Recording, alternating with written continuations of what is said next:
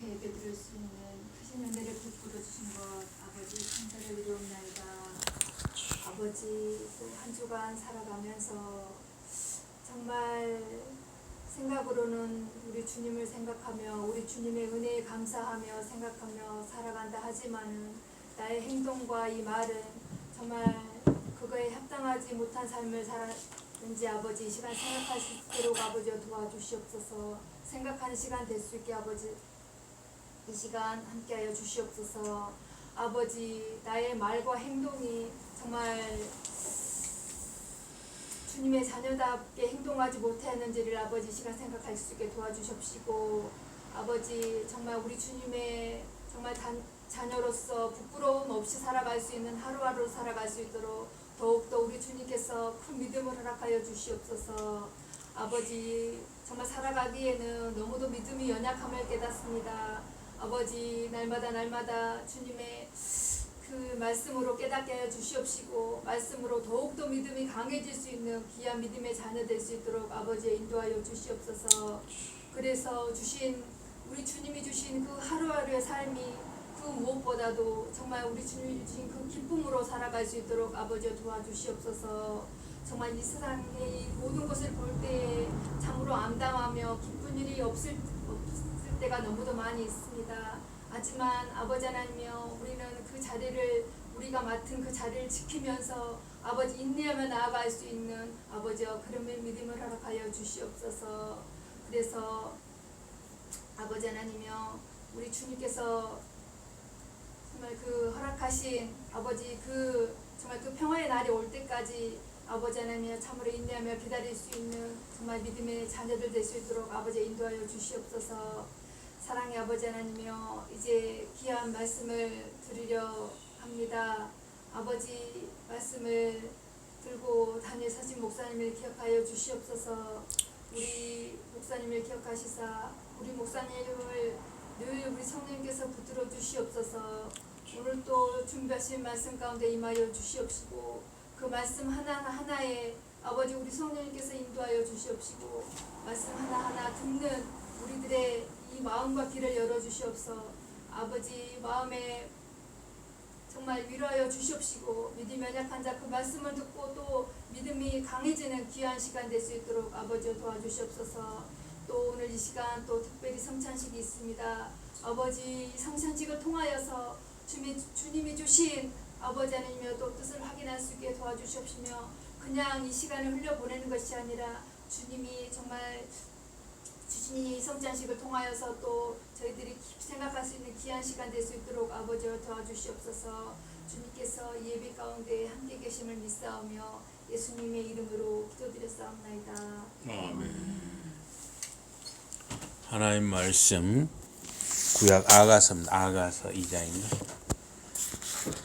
아가서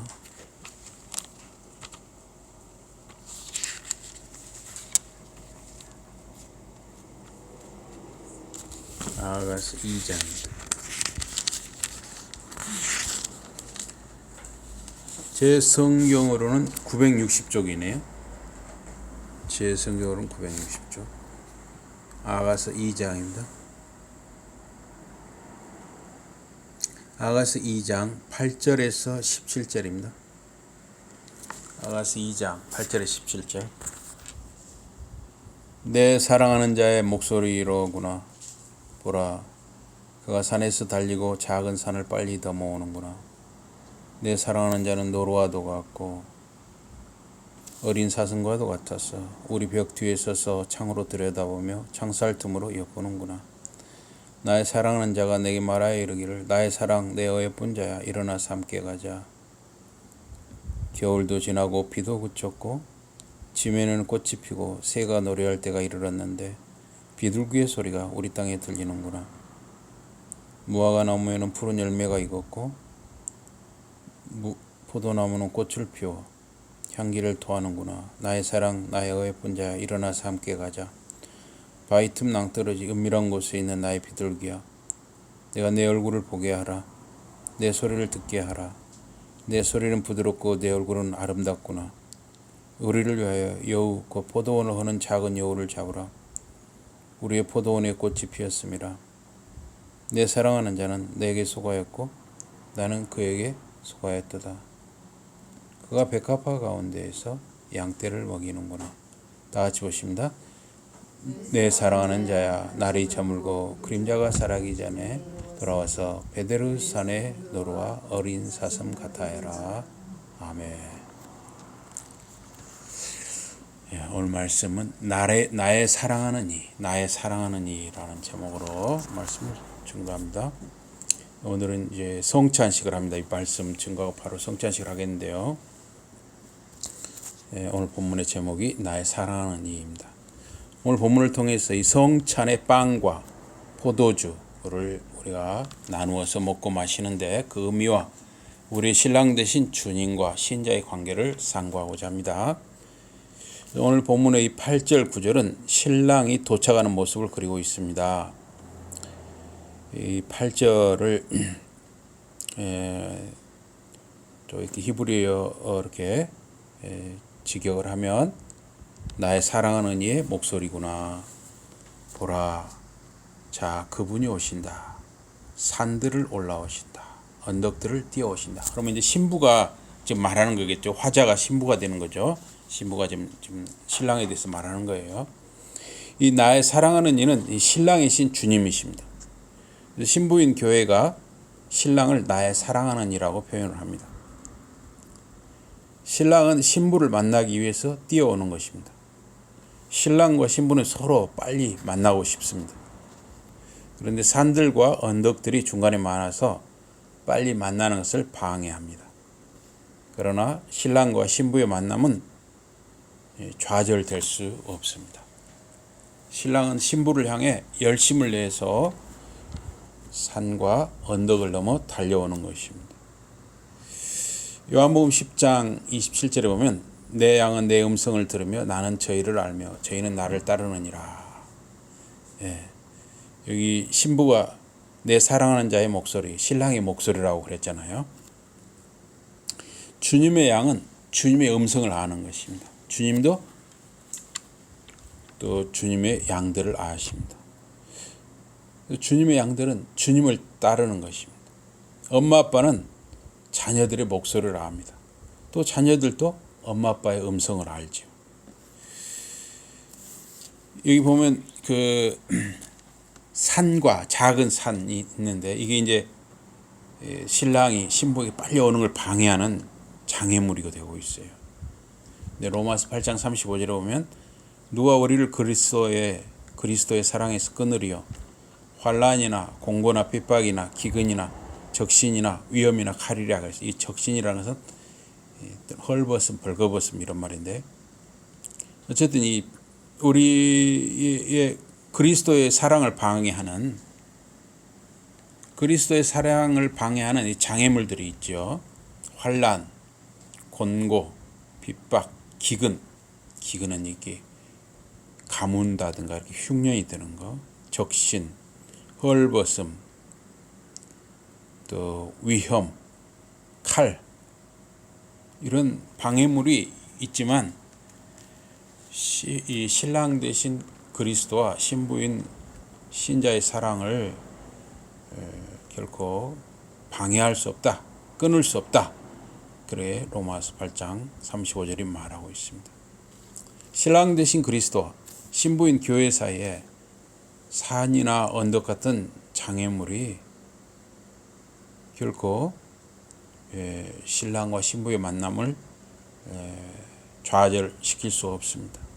요즘에는 이 코로나19가 예배를 드리는 것을 방해하기도 합니다. 그러나 매 시대마다 어느 때나 예배를 드리는데 방해 요소가 있는 것입니다.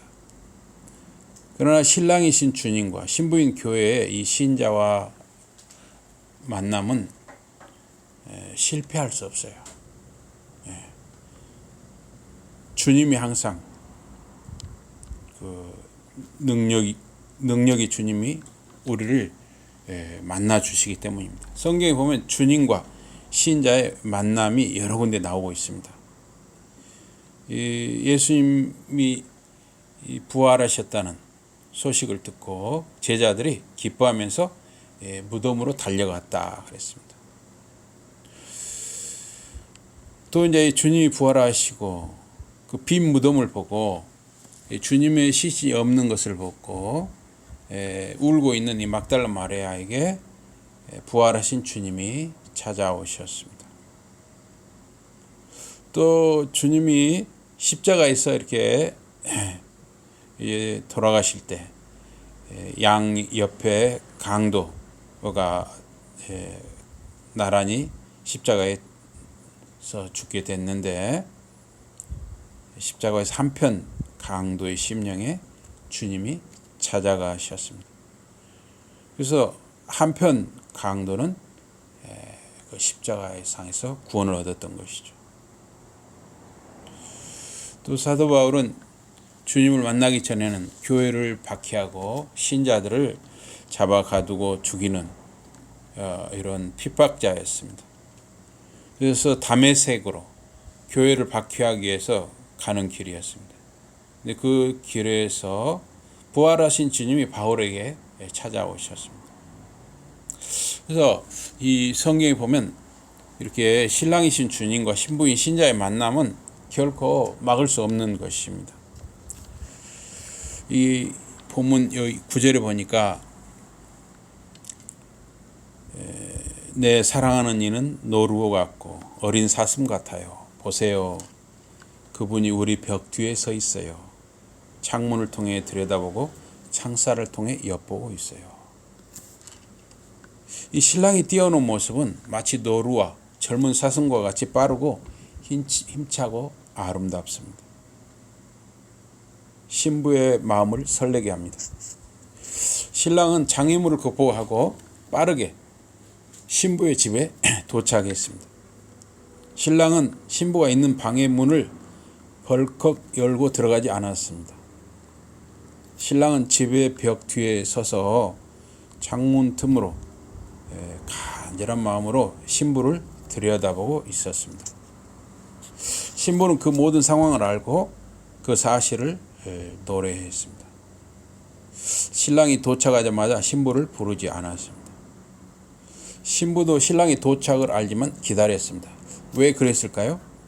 10절에 보면은 신부가 누워 있습니다. 그래서 자고 있는지 그냥 누워 있는지 알 수 없습니다. 그러나 신랑이 벌컥 문을 열고 들어갈 수는 없었습니다. 큰 소리로 부르기도 그렇습니다. 신랑이 신부를 조심스러운 태도로 이렇게 배려하는 모습이라고 할 수가 있습니다. 여기 10절에서 13절은 신랑이 이 봄 동산으로 신부를 초대하는 모습입니다. 여기 10절에 보면 내 사랑하는 이가 반응하여 내게 말했어요. 이건 이제 신부가 말하는 거예요. 그 뒤에는 이제 신랑이 말합니다. 일어나요. 내 사랑, 내 어여쁜이여 함께 가요. 이 창 밖에서 신랑이 방 안에 신부를 초대합니다. 일어나서 함께 가요. 이 함께 가는 것은 결단이고 믿음입니다. 주님은 십자가에 죽으시고 3일 만에 부활하셨습니다. 그리고 40일 후에 승천하시고 하나님의 보좌 우편에 앉아 계십니다. 주님은 다시 오신다고 약속하셨습니다. 우리가 주님을 믿는 것은 결단이고 믿음이에요. 신부인 교회와 신자는 주님의 십자가와 부활과 승천과 재림을 믿고 살아가는 것입니다. 성부, 성자, 성령 하나님이 신자와 함께 하심을 믿고 주어진 길을 가는 것이 신부인 이 신자들의 길인 것입니다. 히브리서 11장 8절에 보면 믿음으로 아브라함은 부르심을 받았을 때 순종하여 장래 기업으로 받을 땅에 나갈새 갈 바를 알지 못하고 나갔다 그랬습니다. 아브라함이 하나님의 부르심을 받았을 때 결단해야만 했습니다. 믿음으로 결단해야만 했습니다. 또 히브리서 11장 24, 25에 보면 믿음으로 모세는 장성하여 바로의 공주의 아들이라 칭함을 거절하고 도리어 하나님의 백성과 함께 고난받기를 잠시 죄악의 낙을 누리는 것보다 더 좋아했다 그랬습니다. 모세는 이 바로의 공주의 아들로서 그 양자가 돼서 그 바로의 궁궐에서 생활했습니다. 그래서 그 당시 가장 최고의 것들을 누리면서 살았습니다. 그래서 그냥 거기서 바로의 공주의 아들로 그냥 살았으면 죽을 때까지 그냥 영화를 누리면서 살았을 것입니다. 그러나 모세는 40살이 됐을 때 결단을 한 것이죠. 결단. 하나님의 백성을 돌아보기로 결단한 것입니다. 여기 본문 11절에 보니까 보세요. 겨울이 지나고 비가 그치고 날이 개었어요. 이렇게 신랑이 지금 신부를 초대하고 있습니다. 또 이어서 12절에도 신랑이 신부를 초대하는데요. 땅에 꽃이 피고 새가 노래하는 때가 되었으니 호도의 소리가 우리 땅에 들리네요. 이 호도회라는 건 일종의 이제 비둘기인데 우리 제비처럼, 요새는 제비가 잘 안 보이죠. 70년대 80년대는 제비가 많은데 이상하게 제비가 없어요. 그것도 우리나라가 좀 산업화가 되고 농업화가 공업화가 많이 돼서 공해가 많아서 그런지 어쨌든 제비가 없어요. 70년대 80년대는 참 제비들이 우리가 초등학교 때랑 학교 갈 때 보면 막 전봇 때 정말 수없이 제비들이 많았어요. 지금은 이 제비 대신에 이 까마귀하고 까치가 많아요. 어쨌든 이 제비 또 이 호도의 이 비둘기의 일종인데 봄을 알리는 그러한 새입니다. 또 여기 13절도 신랑이 신부를 초대합니다. 무화과 나무에 어린 열매가 맺혔어요. 포도나무꽃 향기가 퍼져요. 내 사랑 일어나요. 내 어여쁜이여 함께 가요. 그래서 10절 하반절부터 13절은 창문 사이로 신랑이 말하는 것을 신부가 옮겨서 시로 옮겨 말하고 있습니다. 그래서 10절과 13절이 일어나세요 함께 가요 이렇게 서로 그렇게 앞뒤 수미 상관 반복법이 쓰이고 있습니다. 그래서 봄의 정원으로 지금 신랑이 신부를 초대합니다. 초대하는 이유는 생명과 사랑의 봄이 왔기 때문입니다. 그래서 이 11절에 겨울이 갔다.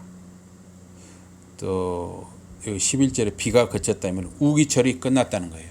그래서 여기 이스라엘은 겨울이 우기철입니다. 우리나라처럼 그렇게 비가 많이 오는 건 아닙니다. 금년에는 그렇게 비가 많이 온 건 아닙니다. 아직까지 우리나라도. 야외 활동에 아주 좋은 환경이에요. 이제 이 봄은 우리나라도 그렇고 이스라엘도 그렇고 야외 활동에 좋은 환경입니다. 땅에 꽃이 피고 새가 노래합니다. 그래서 12절에 이게 새가 노래한다 이거를 또 어떤 번역에서는 나뭇가지를 전지하는 때가 되었다 이렇게 번역을 해요. 왜냐하면 되게 2월 달에 나뭇가지를 실제로 과일나무라는 거 많이 잘라주잖아요. 나뭇가지 많이 잘라줍니다. 호도에는 이 비둘기과 새예요. 봄과 여름에 팔레스틴 그 이스라엘 지역에 머무는 새입니다. 무화과 이른 열매도 봄을 알립니다. 그래서 무화과 이른 열매가 이제 7, 8, 9월에 이제 제대로 크고 또 이것을 이제 수확을 하게 됩니다. 또 13절에 포도나무 꽃 향기가 퍼지는 것도 봄을 알리는 것입니다. 그래서 여기 보면 그런 11절, 12, 13절이 다 그 봄의 생명, 아름다움, 기쁨을 표현을 하고 있습니다. 그래서 이 생명의 봄, 이 정말 모든 것이 생동하는 그 살아 숨쉬는 이 봄은 사랑하기에 가장 좋은 때라는 것을 강조하고 있습니다. 그래서 방에 있는 신부를 아름다움과 생명이 넘치는 봄의 정원, 이제 사랑의 놀이터로 초대하는 신랑의 모습이 그려져 있습니다. 여기 이 14절에 보면 바위 틈 사이에 벼랑 은밀한 곳에 있는 나의 비둘기여, 그대 모습을 내게 보여주세요. 그대 목소리를 내게 들려주세요. 그대 목소리는 달콤하고 그대 모습은 사랑스럽잖아요. 15절은 이 14절은 이제 신랑이 신부를 이렇게 초대하는 거고, 15절은 신랑, 신부 또는 신랑 신부 둘 다 또는 어떤 다른 그 아가씨들의 합창, 이렇게 할 때 복수로 이렇게 볼 수가 있습니다.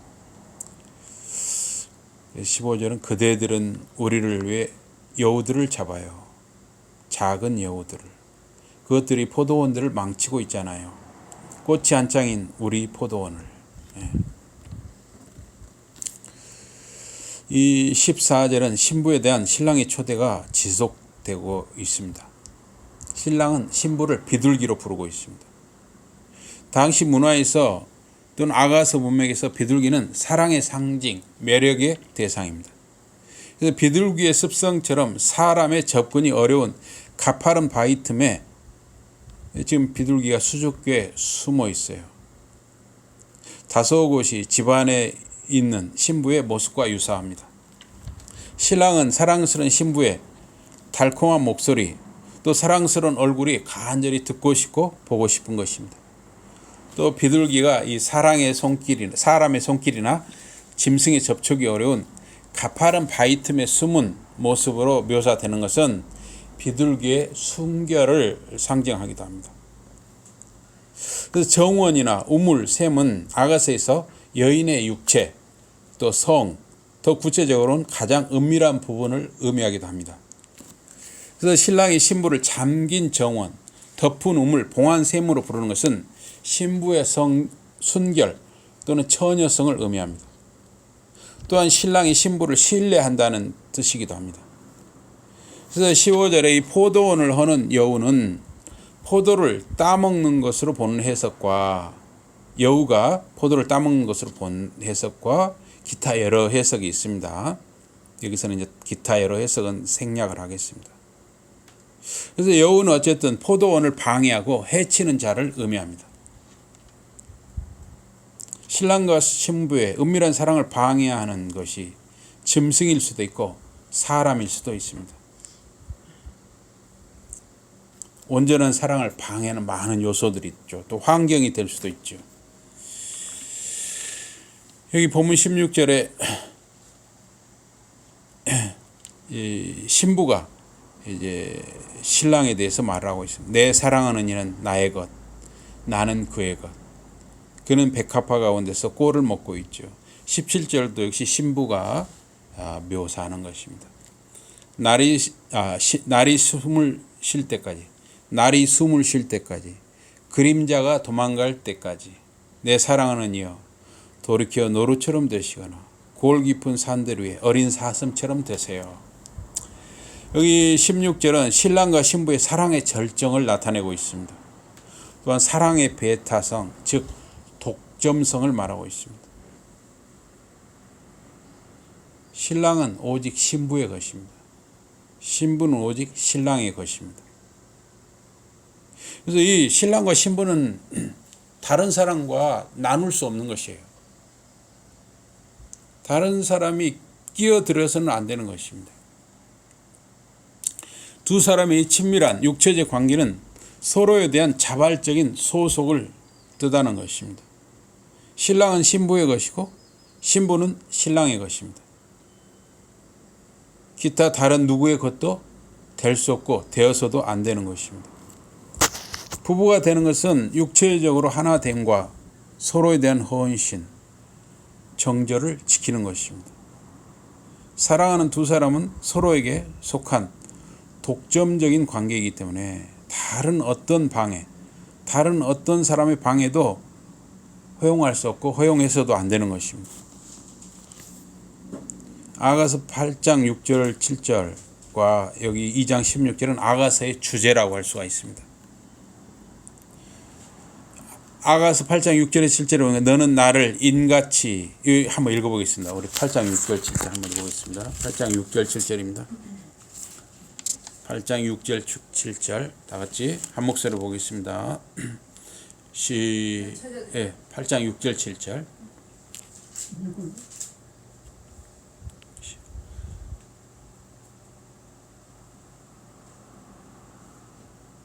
예, 시작.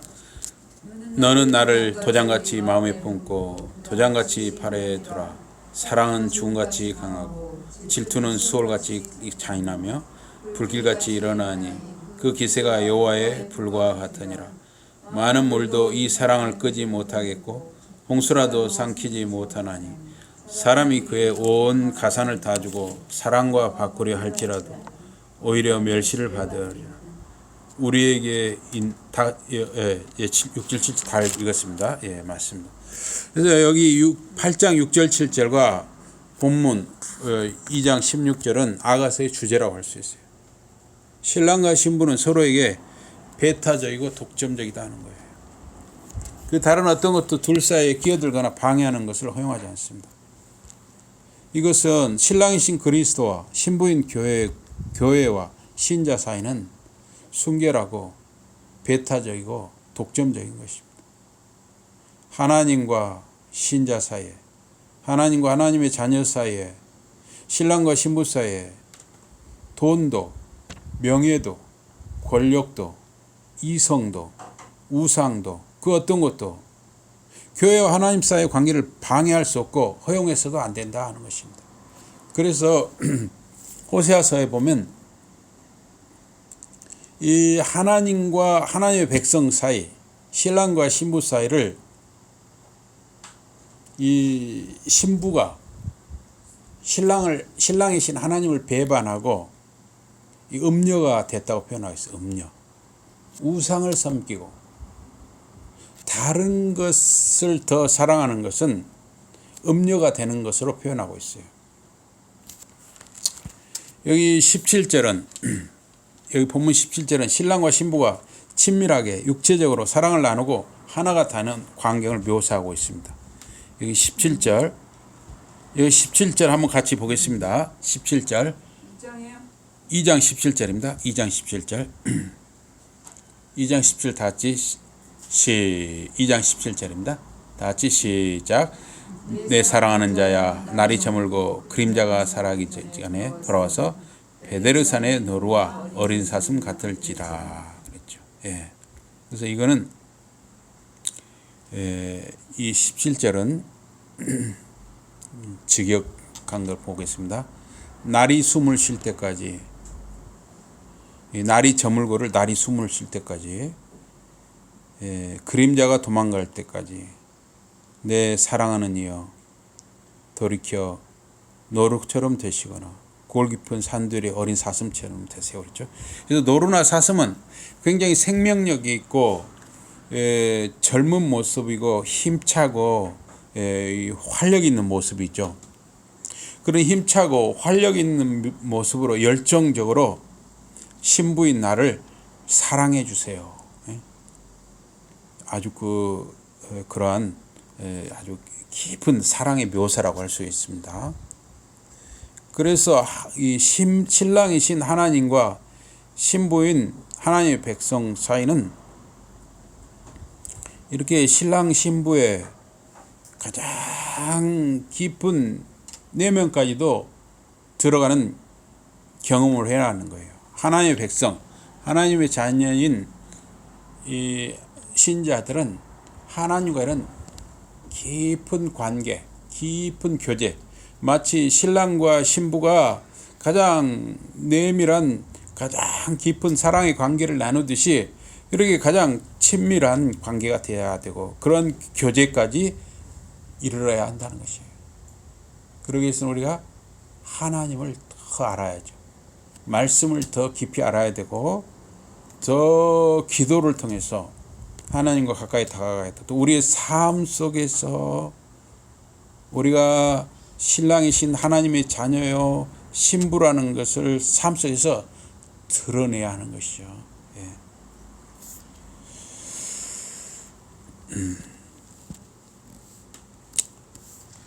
오늘 성찬식에서 주님의 몸을 상징하는 빵과 또 주님의 피를 상징하는 포도주, 오늘은 포도주스입니다. 포도주스를 먹고 마시는 것은 주님의 십자가 희생을 기념하는 것입니다. 또 더 깊이 나가면 신랑이신 주님과 신부된 교회가 하나 되는 의식입니다. 결혼식에서 이제 신식 결혼식에서는 좀 어려운 데 있고, 우리 전통 결혼식에는 신랑과 신부가 결혼식에서 신랑 신부 재배하고 어때요?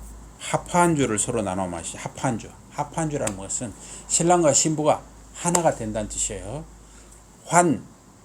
하나가 되는 의미의 이 술을 같은 잔 또는 같은 병의 술을 한 몸처럼 나눠 마신다는 거죠. 그거는 그래서 다른 하객들이 마시면 안 되는 겁니다.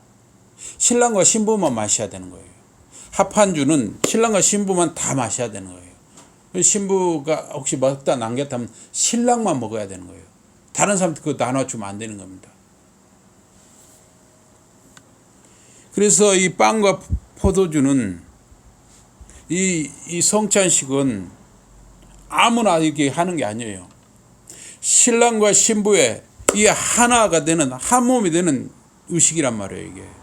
이거는 이제 예수님의 십자가에 살이 찢기시고 피를 흘리신 이것을 몸과 피가 희생당한 것을 기념해서 빵과 피를 우리가 기념으로 먹고 마시지만, 더 깊이 들어가면 이 아가서에서 표현하는 대로 이것은 신랑과 신부가 깊이 육체와 영혼과 정신이 하나 되는 의식이에요. 그래서 이 성찬식은 신랑이신 주님, 신랑이신 하나님, 신랑이신 성부, 성자, 성령 하나님과 삼일체 하나님과 신부인 이 신자들이 하나 되는 의식이다 하는 것입니다. 또한 이것은 순결과 정결과 하나됨의 의식이다 한 거예요.